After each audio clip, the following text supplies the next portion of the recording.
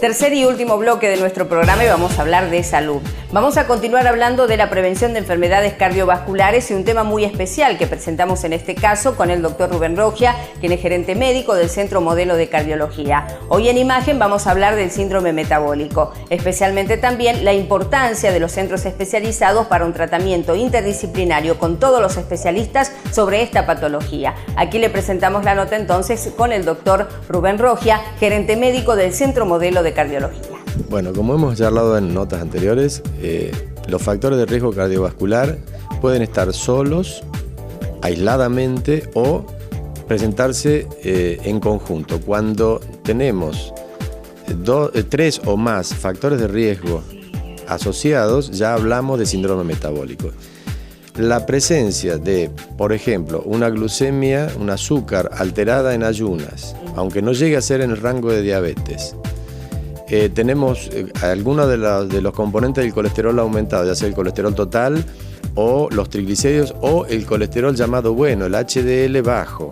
Y tenemos obesidad o hipertensión, ya estamos hablando de un síndrome metabólico. ¿Y qué importancia tiene? Cuando tenemos un solo factor de riesgo, podríamos, por ponerlo en números, decimos tenemos riesgo 1. Si tenemos 3 factores de riesgo, ya no es riesgo 3, 1 más 1 más 1, claro, sino que se multiplica. Entonces no es lo mismo tener hipertensión sola que tener hipertensión y colesterol alto. Y si le agregamos a eso una glucemia alterada, entonces uno con el otro se van potenciando y aumenta la probabilidad de tener enfermedad cardiovascular. De ahí la importancia de diagnosticarlo, caracterizarlo y tratarlo en su totalidad. No sirve tratar solo la hipertensión y que el paciente tenga sobrepeso, o tratar solo el azúcar o colesterol y que el otro factor de riesgo no esté bien controlado. Tiene que ser un manejo global. Por eso es que se habla de los centros de prevención, donde hay médicos especialistas en diferentes áreas. No porque muchas veces uno no sepa manejar algunas áreas, sino porque hay casos que son más difíciles de tratar, más renuentes al tratamiento, entonces necesitan la participación de un médico especialista en el tema.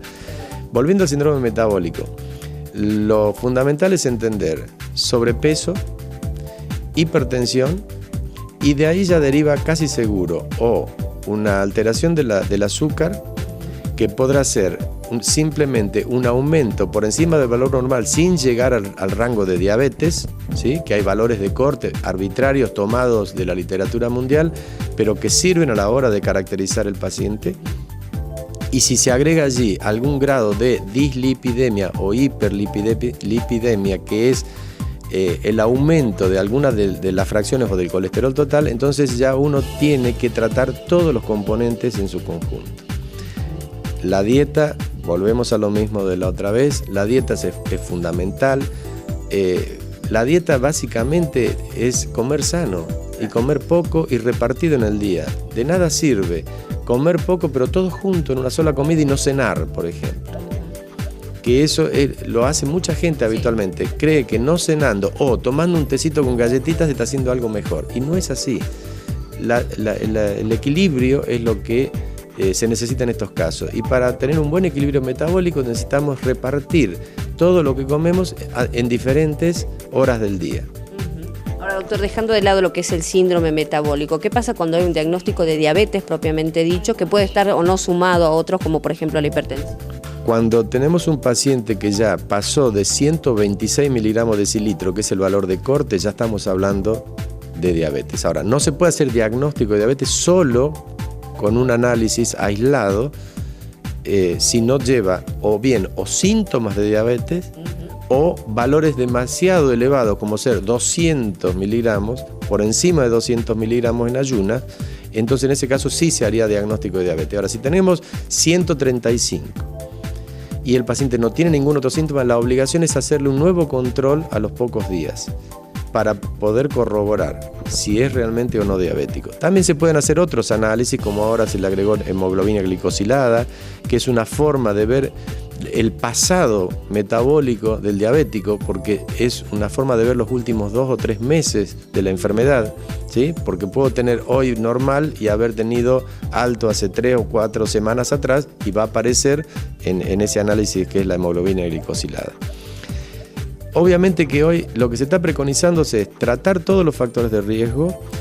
Hay que tener en cuenta la edad del paciente, hay que tener en cuenta el tiempo de evolución de la enfermedad, cuántos años lleva el paciente y si hay o no ya complicaciones. Si el paciente es joven, si es de reciente aparición, el tratamiento va a ser menos intensivo, se le va a dar más énfasis a las medidas preventivas como dieta, como ejercicio. Obviamente si es necesario se hará medicación y se va haciendo un seguimiento. Ahora, si el paciente lleva muchos años, por ejemplo, de diabetes, en ese caso las recomendaciones actuales son no ser tan estricto en los valores, porque probablemente le aumentemos el riesgo de hipoglucemias sintomáticas con valores que normalmente serían elevados. O sea, un paciente no diabético con 70 de azúcar se siente perfectamente bien.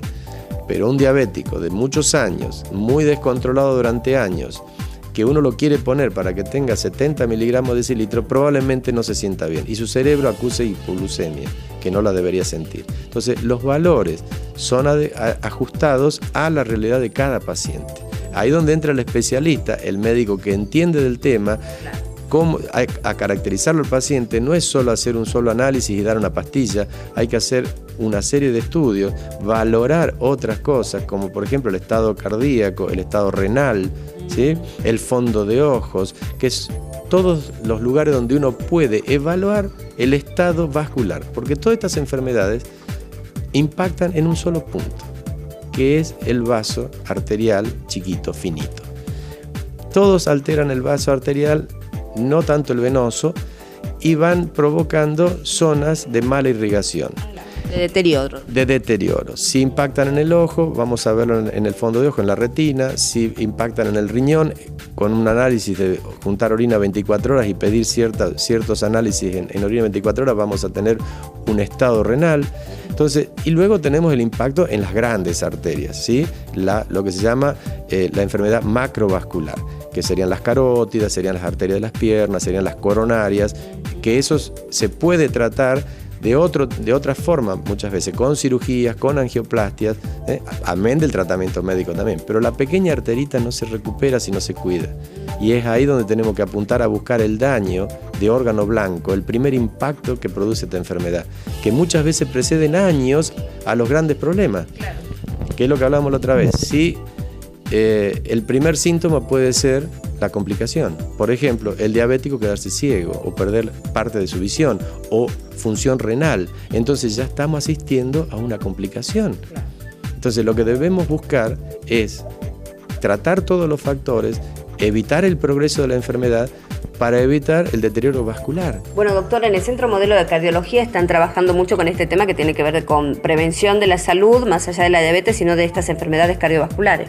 Así es, hemos tratado de conformar un grupo de trabajo interdisciplinario, donde tenemos diabetólogos, cardiólogos especializados en hipertensión, nutricionistas, neumonólogos para la cesación tabáquica, amén de las especialidades propias y clásicas de la cardiología. Pero hoy se está trabajando mucho en lo que es prevención y nosotros estamos en esa línea.